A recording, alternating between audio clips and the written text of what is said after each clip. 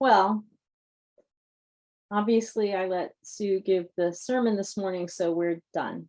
No, we're not done.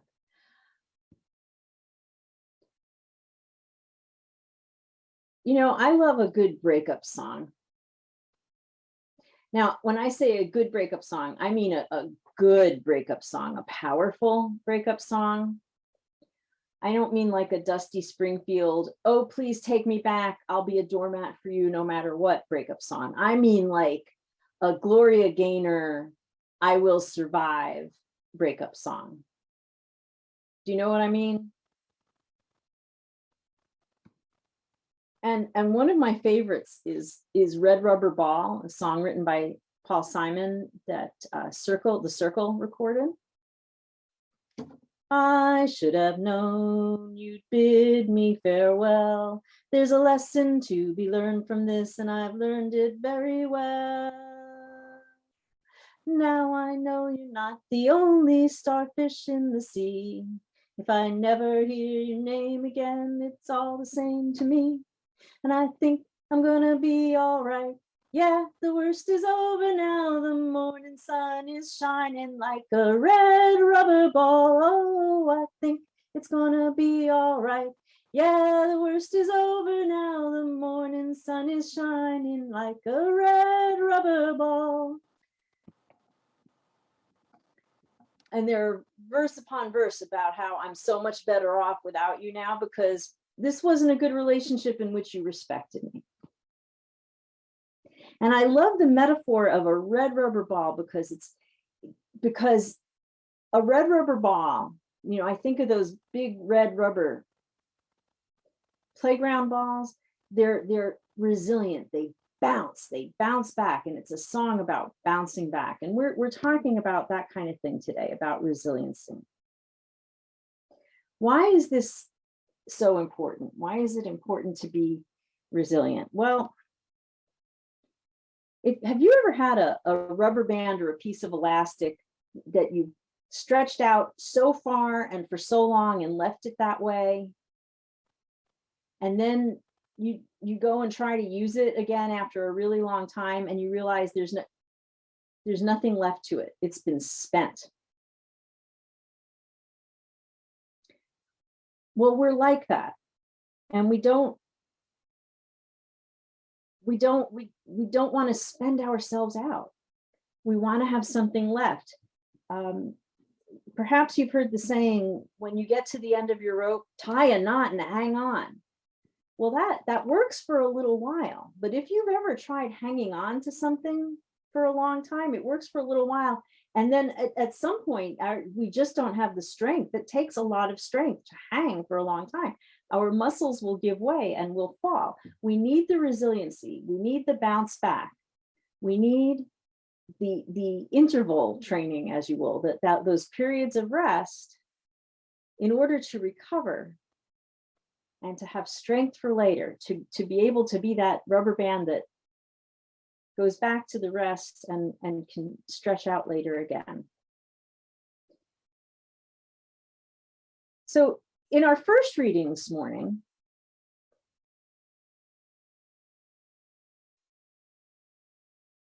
Badia is explaining why he's become a forest dweller. This is the place where he can refill himself, where he can find his own strength, where he doesn't feel like he's a prisoner in a gilded cage. So this is where he's finding his strength. And that's wonderful if we can get to that place, but sometimes we can't physically be there. We have to create those spaces for ourselves. And our second reading talks about carrots and eggs and coffee beans and learning the lessons from that. And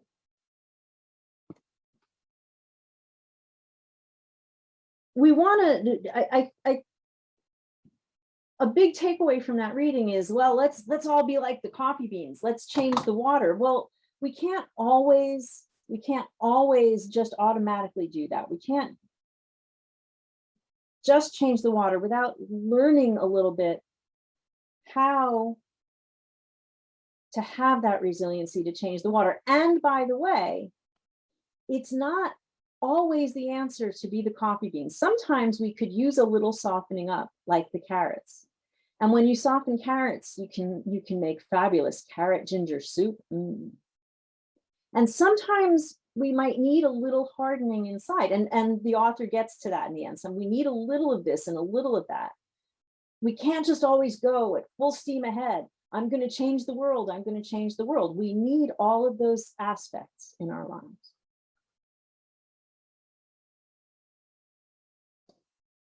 But how to get there? Well, in my work with the UU Trauma Response Ministry, one of the things that we teach people a lot is about resiliency. So how do we get there? One of the things we have to recognize is, where are our own support systems? Where do we individually find support? I can't tell you where you individually find support because I don't know. You have to know that for yourselves. Whom do you turn to in times of need? Is it family? Is it friends? Is it your church community? Is it your pastor? I would like to believe that you can turn to me, but it's not about me. It's about whom you feel that you can turn to in your time of need. So that's an important thing. Having people that we can talk to or turn to, or sometimes just be with.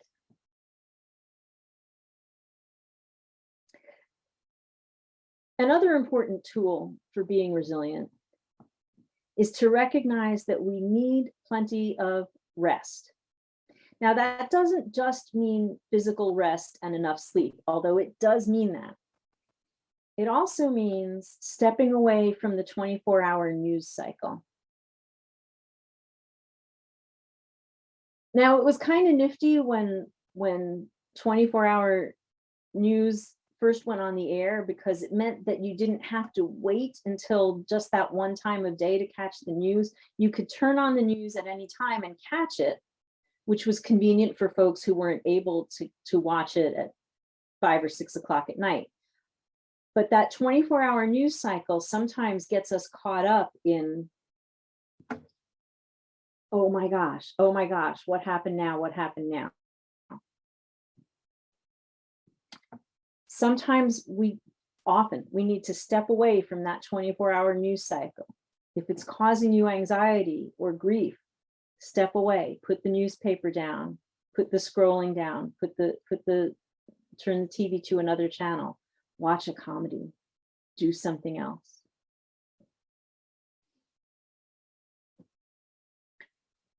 Another important thing for resiliency, believe it or not, is making sure you're drinking enough water and eating regularly. Sometimes, particularly in a crisis, but also in a long stretch, we neglect our physical needs.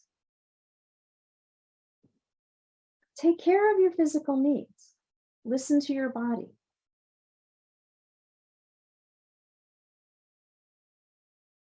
Now, this is not me telling you to go get a gallon jug and make sure you drink X amount every day. I'm just saying, pay attention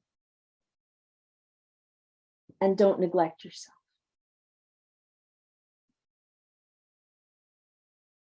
Find what gives you joy.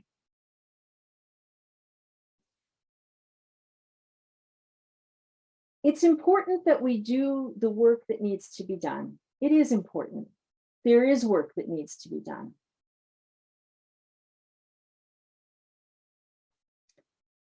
But we can't do it if we have nothing left inside. We can't do it if we have nothing left inside. If you stretch that rubber band out and leave it stretched out forever and ever, and then come back to it a few years later, you'll find that you can't use it anymore. It's stretched to its limit. It won't go back. It won't hold anything. And it's the same with us. We can't do the work adequately if we're not taking care of ourselves. It's okay to step away from something for a little while. You are not the only one who is doing the work. You can hand it off. Have you ever participated in a relay race? Or have you ever watched a relay race? Relays depend on every person in the team.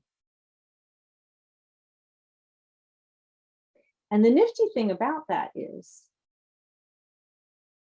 that after your portion is done, you get to rest. Oh, you certainly get to cheer on your teammates, but you get to rest. Now, these days, there are relay marathons, relay distance races.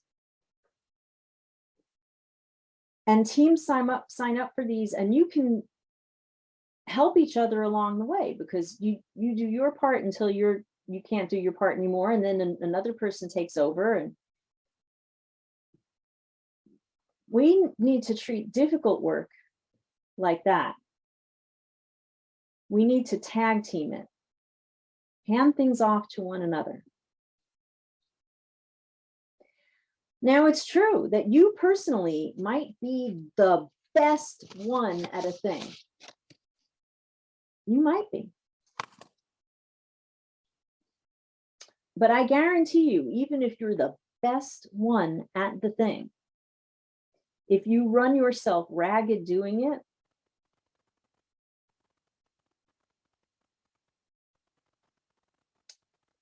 your best effort is going to hurt you, and it won't be what your best effort was, and it might not even be as good as everyone else is pulling together if you worn yourself out.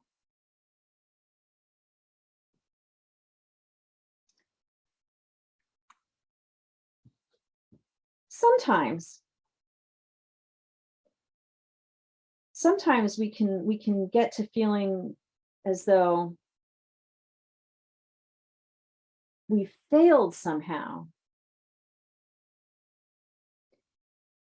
If I personally can't do all the things myself, if I have to ask for help for a thing. Now, I know we have a lot of nurses in this congregation, and maybe you did or didn't know that I used to be a nurse, so I'm talking to you nurses. You know that this is a thing among nurses, right? That we can often be like that.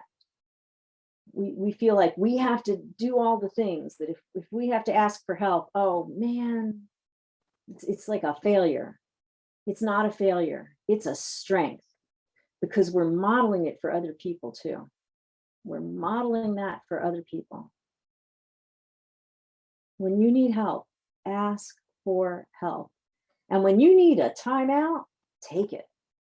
When you need a timeout, take it.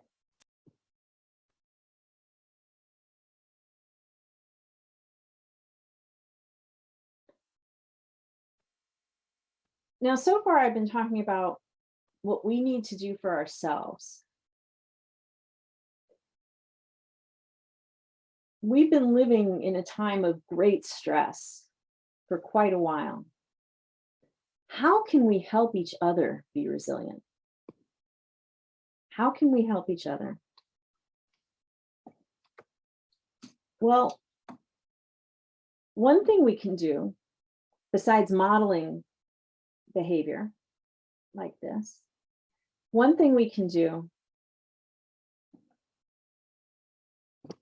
is to have grace with one another, to recognize that all of us are under a lot of stress.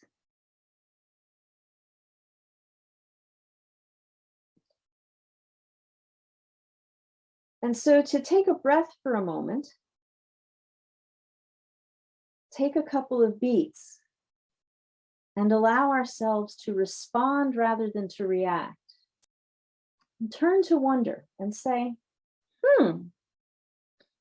if something goes a little wrong,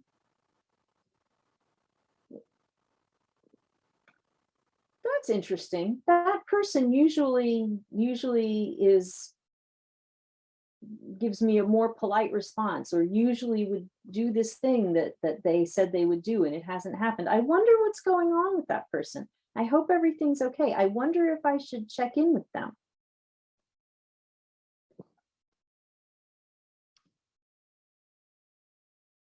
And if that person tells us, oh, I'm sorry, I've been so stressed out and I just forgot, to have some grace, because we know that we also sometimes have just forgotten in the last year and a half.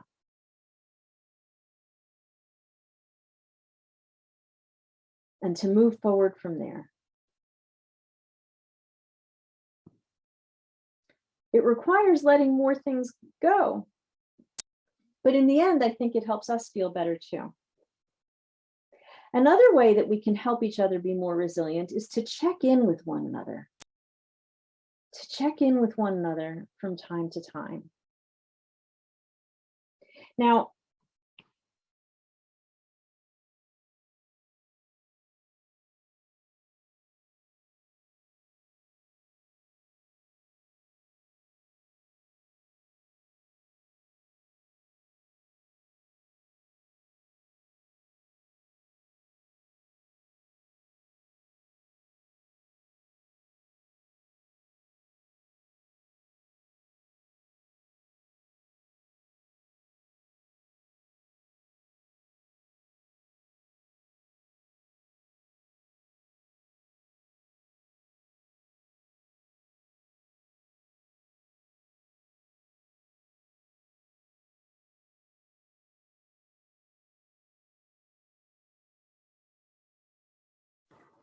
not for the first time have I been kicked off in the middle of my sermon. There we go.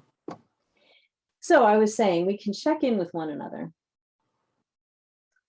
If there's somebody you haven't seen or heard from in a while, just check in, drop a note or give a call, send a text. How are you doing? I was thinking of you. That's another thing we can do to help each other with resiliency. Now, if you're feeling especially raw, if you feel like you are at the end of your rope, if you feel like you are already completely stretched out, you don't know where you're going to get that bounce back, the morning sun is not shining for you like a red rubber ball, please get in touch with me.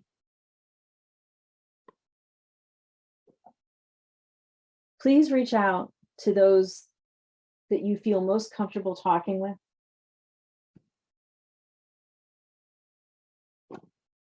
The most important part of religious community is being here for one another.